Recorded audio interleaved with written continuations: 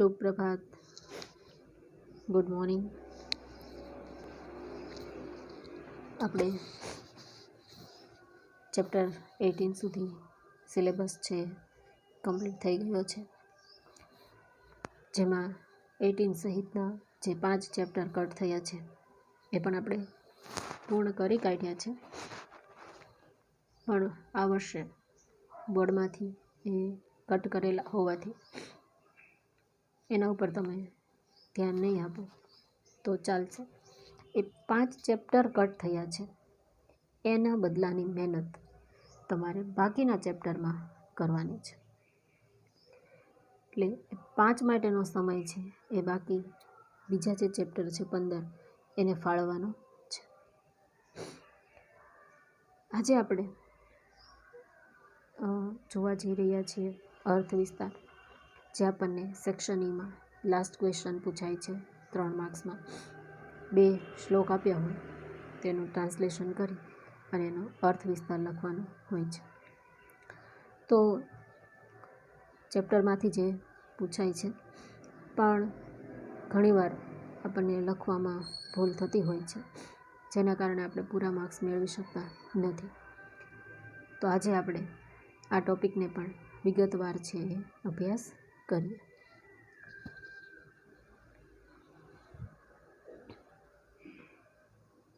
અહીંયા સાથે સાથે આપણને કયા વર્ષે બોર્ડ એક્ઝામમાં કયો અર્થ વિસ્તાર પૂછાઈ ગયું એ પણ જણાવેલું છે, તો આપણને એની ઇમ્પોર્ટન્સ છે એ ખ્યાલ આવે છે.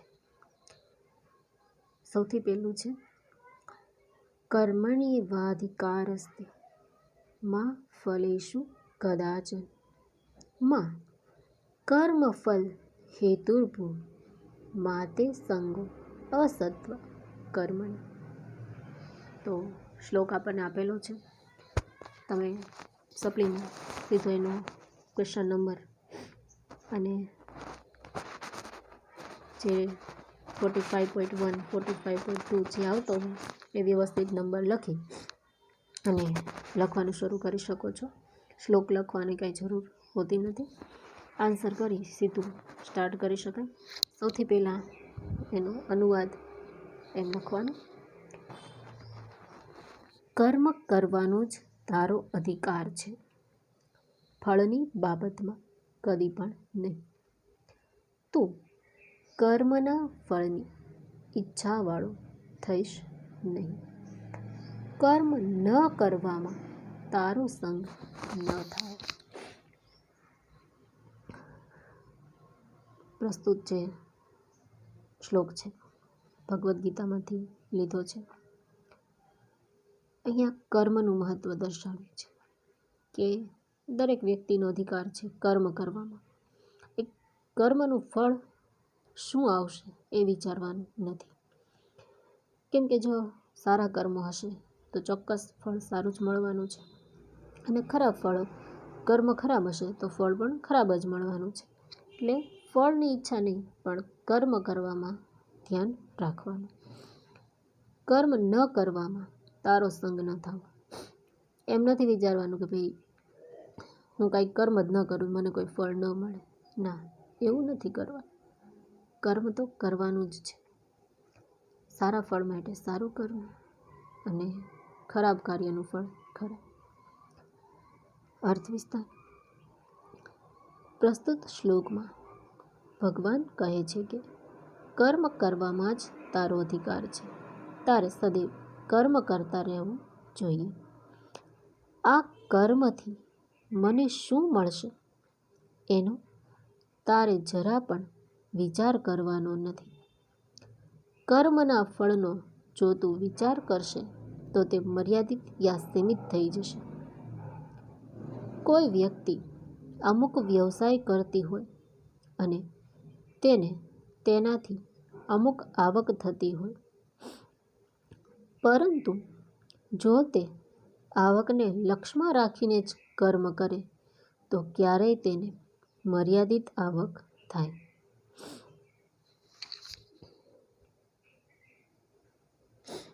તેનો માલિક તેને ફક્ત લોભવશ કામ કરનાર કર્મચારી ગણી લે.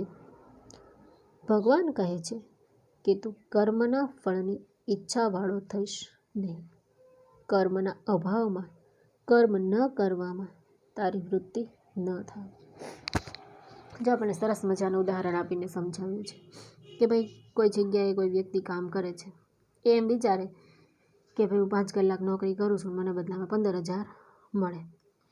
તો એ કામમાં એવું જ કરશે, આટલું મારું કામ છે, ફટાફટ કામ પતાવી દીધું, લ્યો પૂરું, 15,000 આવી ગયા. તો એની આવક છે એ મર્યાદિત થઈ જશે.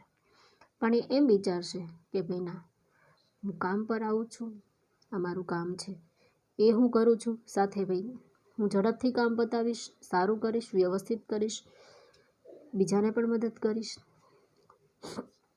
તો આમ એ બધા સાથે હળીમળીને વ્યવસ્થિત કામ પ્રત્યે જ વફાદાર રહે, એ પગારને ધ્યાનમાં ન રાખે અને કામ ઉપર પૂરતું ધ્યાન આપે, તો એનો જે માલિક છે, એનો શેઠ છે, એનાથી પ્રસન્ન થાય, ખુશ થાય અને એને પગાર ઉપરાંત પણ બીજી આવક છે એ આવે. પગાર ઉપરાંત પણ બીજા પૈસા આપે, કંઈક ગિફ્ટ આપે, પ્રમોશન આપે, બોનસ આપે. આમ એની આવક છે એ અમર્યાદિત થઈ જાય અને અઢળક ખુશી પ્રાપ્ત થાય. એટલે કર્મ કરવામાં ધ્યાન આપવાનું. કર્મમાં અધિકાર છે, ફળમાં નહીં. કર્મનું ફળ તો મળવાનું જ છે, પણ જો ફક્ત કર્મને તે ધ્યાનમાં રાખશું તો ફળ અમર્યાદિત મળશે, અને ફળને ધ્યાનમાં રાખશું તો ફળ પણ મર્યાદિત જ મળશે. એ મર્યાદિત હશે અને કર્મમાં પણ કોઈ વ્યવસ્થિતપણું નહીં હોય. એ કર્મનું મહત્ત્વ દર્શાવ્યું છે.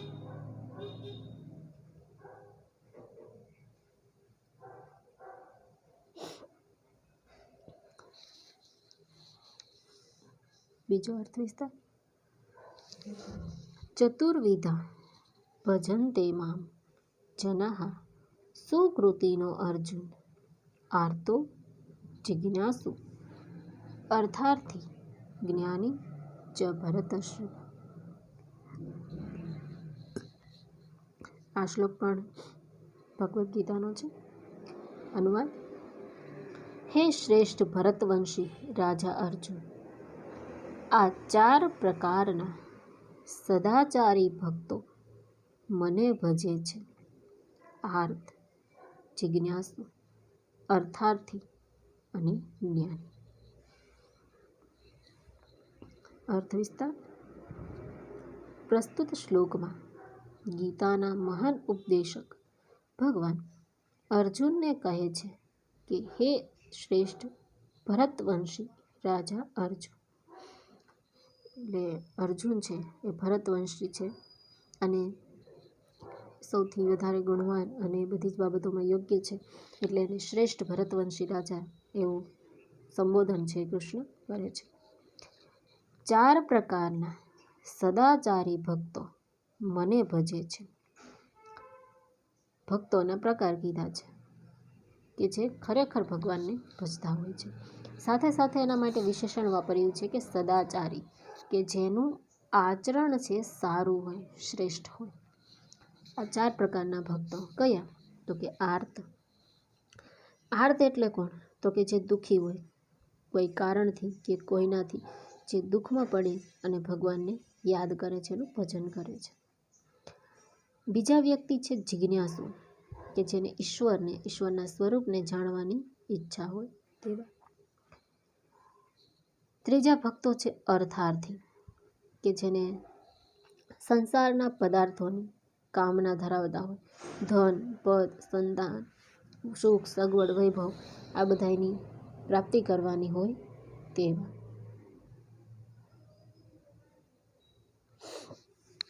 અને ચોથા પ્રકારના છે જ્ઞાની, જેને સંસારની અનિત્યતા, આત્માની અમરતા તથા ઈશ્વરના સ્વરૂપનું જ્ઞાન થઈ ગયું છે, તે ભક્ત જ્ઞાની ભક્ત છે. એટલે આ 4 પ્રકારના લોકો છે, સદાચારી ભક્તો હોય છે.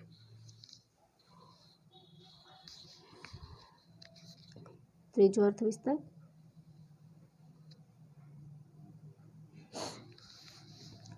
ભગવાન કિમ ઉપાદેય ગુરુ વચન. हेयमपि च किम् अकार्यम् कोह गुरुः अधिगततत्त्वः शिष्यहितायुध्यतः सततम्। અનુવાદ: હે મહારાજ, ગ્રહણ કરવા જેવું શું છે? ગુરુ વચન. અને ત્યાગવા યોગ્ય શું છે? ન કરવા જેવું કામ. કોણ ગુરુ છે?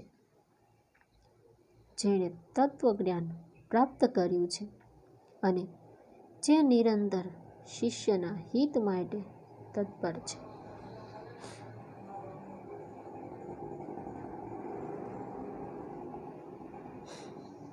અર્થ વિસ્તાર. પ્રસ્તુત શ્લોકમાં પ્રશ્નોત્તરો છે. પ્રશ્ન અને ઉત્તર બંને. પહેલો પ્રશ્ન પૂછાયો છે કે હે ભગવાન, શું ગ્રહણ કરવા જેવું છે? તો એનો જવાબ આપ્યો છે કે ગુરુ વચન. ગુરુઓની જે વાત હોય એ ગ્રહણ કરવી જોઈએ. બીજો સવાલ છે કે ત્યાગ કરવા જેવું શું છે? શેનો ત્યાગ કરવો છે? ને છોડી શેને દેવું જોઈએ? તો કે અકાર્ય. અકાર્ય એટલે કે જે ન કરવા જેવું કામ હોય તે, એનો ત્યાગ કરવો. અને ત્રીજો પ્રશ્ન એવો પૂછ્યો છે કે ગુરુ કોને કહેવાય? ગુરુ કોણ છે? તો કે જેને તત્વજ્ઞાનનું જ્ઞાન હોય અને જે હંમેશા હર ઘડી શિષ્યના હિત માટે તત્પર હોય તેને ગુરુ કહે છે.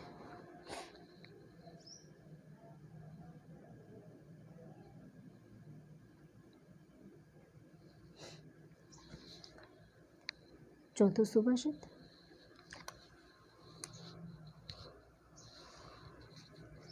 યથા ચતુર્ભિ કનકમ પરીક્ષ્યતે નિઘર્ષણ છેદન તાપ તાડનેહ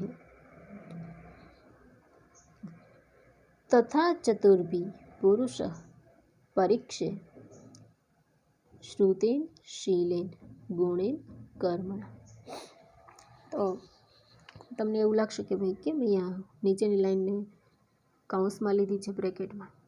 તો ઘણીવાર એવી રીતે પણ પૂછી શકે કે ભાઈ તમને ફક્ત એક જ લાઈન આપી હોય, એક જ પંક્તિ સુભાષિતની એક જ લાઈન આપી હોય અર્થ વિસ્તારમાં, એવું પણ બની શકે છે. બરાબર. અનુવાદ: જે પ્રમાણે ઘસવું, કાપવું, તપાવવું અને ટીપવું એ 4 ક્રિયાઓથી સુવર્ણ પરખાય છે, તે પ્રમાણે જ્ઞાન, ચારિત્ર્ય, ગુણ અને કર્મ એ 4 વડે માણસની પરીક્ષા થાય છે. એક લાઈન આપી હોય તો તમે એક જ લાઈનનું ભાષાંતર કરો, અર્થ વિસ્તારમાં એ પહેલી લાઈનને વિગતવાર સમજાવો અને બીજી લાઈનને ટૂંકમાં સમજાવો. પણ જો બંને લાઈન આપી હોય તો બંનેનું ભાષાંતર અને અર્થ વિસ્તાર પણ બીજા સુભાષિતની જેમ વિગતવાર જ લખો. અર્થ વિસ્તાર. પ્રસ્તુત શ્લોકના પૂર્વાર્ધમાં સુવર્ણને કઈ રીતે પરખવામાં આવે છે તે દર્શાવ્યું છે. પૂર્વાર્ધ એટલે કે પહેલા અડધામાં સોની સુવર્ણને ઘસીને તે કેટલા ટચનું છે એ જાણી શકે છે. પછી કાપકૂપ કરીને તેને યથેચ્છ ઘાટ આપે છે. પછી તેને અગ્નિમાં તપાવીને શુદ્ધ કરે છે અને તેને યોગ્ય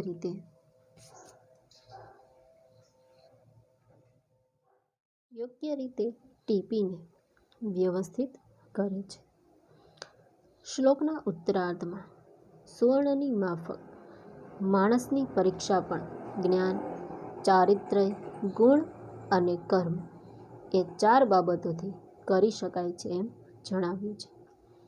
એટલે જેમ સોનાને 4 રીતે એ કેટલું શુદ્ધ, ચોખ્ખું છે, કેટલા ટચનું છે, અને ત્યારબાદ વિવિધ ગરમ કરવું, તપવું, ટીપવું, એના પર પ્રક્રિયા કરી અને એને વ્યવસ્થિત બનાવવામાં આવે છે.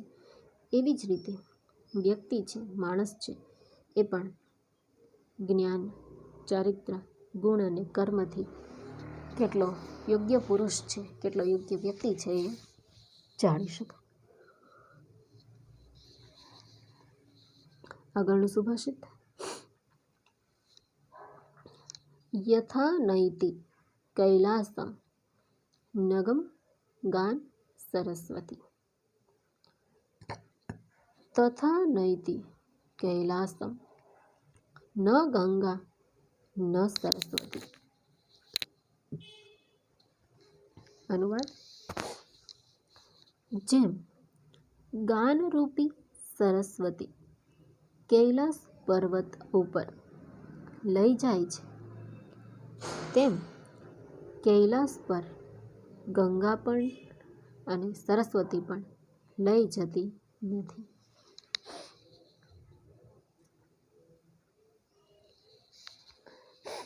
અર્થ વિસ્તાર. પ્રસ્તુત શ્લોકમાં શાબ્દિક ચમત્કૃતિ છે. શ્લોકના બીજા અને ચોથા ચરણના અક્ષરો સમાન છે, પણ તે અક્ષરોને બે રીતે જોડવાથી બે જુદા જુદા અર્થ સમજાય છે. જેમ કે કૈલાસમ નગમ ગાન સરસ્વતી. નગમ એટલે પર્વત. ન ગચ્છતિ ઇતિ નગઃ, કે જે લઈ જતી નથી. ગાન સરસ્વતી એટલે સંગીત પ્રિય સરસ્વતી. કૈલાસમ ન ગંગા ન સરસ્વતી. ગંગા અને સરસ્વતી નામની પ્રસિદ્ધ નદીઓ કૈલાસ પર્વત પર લઈ જતી નથી. ફક્ત સંગીત વિદ્યામાં પારંગત એવી સરસ્વતી દેવી જ કૈલાસ પહોંચાડે છે. એટલે કે નદીઓ છે એ કૈલાસ ઉપર લઈને જઈ શકતી નથી, પણ જે સરસ્વતી દેવી છે, સંગીતના દેવી છે, જ્ઞાનના વિદ્યાના દેવી છે, એ આપણને કૈલાસ સુધી પહોંચાડી શકે છે.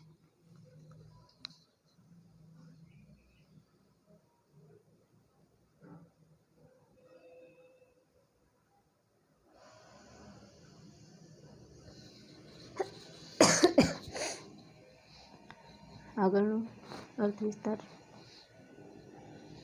વજ્રાદપી કઠોરાણી મૃદુની કુસુમાદપી લોકોત્તરાણામ ચેતાંસી કોનું વિજ્ઞાતુમ અર્હતિ. અનુવાદ.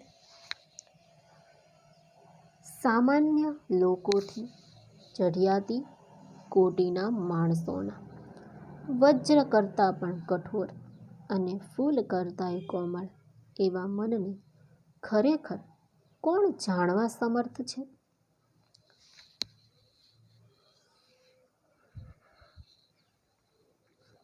અર્થ વિસ્તાર. પ્રસ્તુત સુભાષિતમાં મહાપુરુષોના સ્વભાવ વિશે વાત કરી છે. મહાપુરુષો વજ્ર કરતાં પણ કઠોર હોય છે. ગમે તેવી વિકટ પરિસ્થિતિમાં મહાપુરુષો ગભરાતા નથી. વળી તેઓ ફૂલથી કોમળ સ્વભાવના હોય છે. જીવનમાં નાજુક પરિસ્થિતિમાં તેમનું હૃદય દ્રવી ઉઠે છે. મહાપુરુષો, મહાન વ્યક્તિઓ, એમનું મન, એમનું હૃદય છે કેવું હોય? વજ્ર કરતાં કઠોર.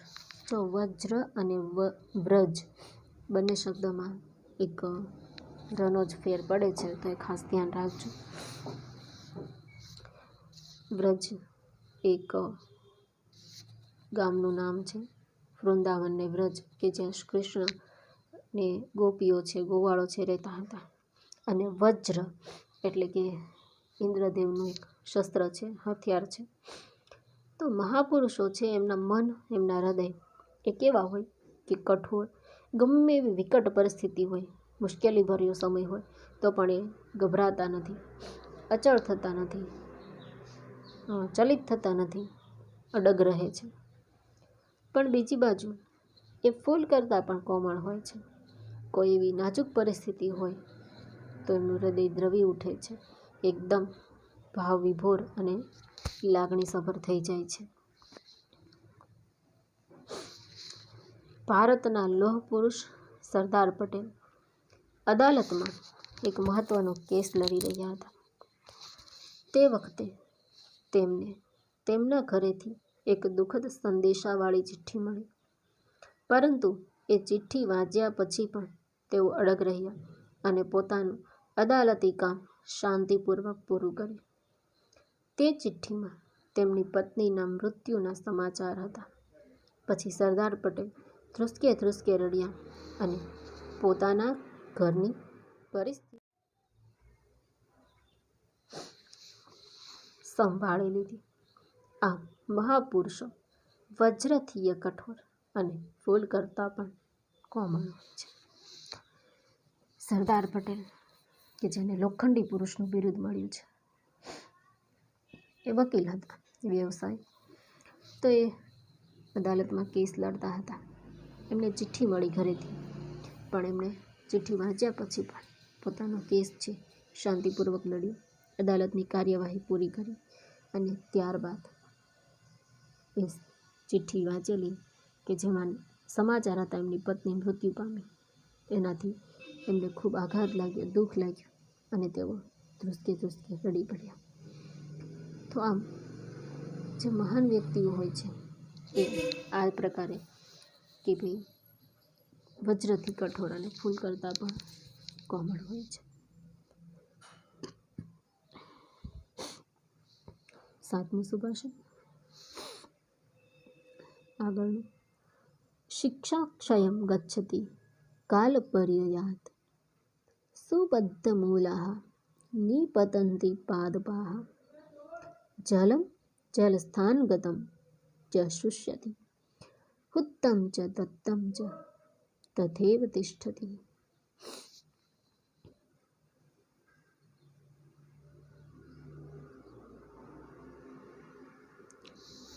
અનુવાદ. વખત વીતતા શિક્ષણ નાશ પામે છે. અત્યંત મજબૂત મૂળિયાવાળા વૃક્ષો પડી જાય છે. જળાશયમાં રહેલું પાણી સુકાઈ જાય છે, પરંતુ હોમેલું અને દાનમાં આપેલું કાયમ ટકી રહે છે. અર્થ વિસ્તાર. કર્ણને કવચ કુંડળનું દાન આપતા અટકાવનાર શલ્યરાજને કર્ણ કહે છે. વખત વીતતા શિક્ષણ નાશ પામે છે. અત્યંત મજબૂત મૂળિયાવાળા વૃક્ષો પડી જાય છે. જળાશયમાં રહેલું પાણી સુકાઈ જાય છે, પરંતુ હોમેલું અને દાનમાં આપેલું કાયમ ટકી રહે છે. સૂર્ય, ચંદ્ર, હિમાલય અને સાગરની માફક દાનેશ્વરી વ્યક્તિનો યશ કાયમ રહે છે. તો પ્રસ્તુત જે શ્લોક છે એ કર્ણભાર નામની કૃતિમાંથી લીધેલો છે, જેમાં મહાભારતનું યુદ્ધ લડાતું હોય છે. દુર્યોધનના ઘણા બધા સૈનિકો છે મૃત્યુ પામ્યા છે. એમના તાતશ્રી ભીષ્મ પિતામહ પણ શરશૈયા એટલે કે બાણની પથારી ઉપર પડેલા છે, મૃત્યુ પામવાની તૈયારીમાં છે. હવે કર્ણ છે એ યુદ્ધમાં લડવા ઉતરે છે. કર્ણ અને અર્જુન બંને ખૂબ શક્તિશાળી ધનુર્ધારીઓ છે, શ્રેષ્ઠ.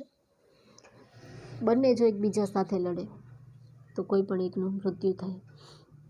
પણ કર્ણ છે એ દુર્યોધન જે જાણે છે કે ભાઈ દુર્યોધન અધર્મી છે, અન્યાય કરે છે, છતાં એ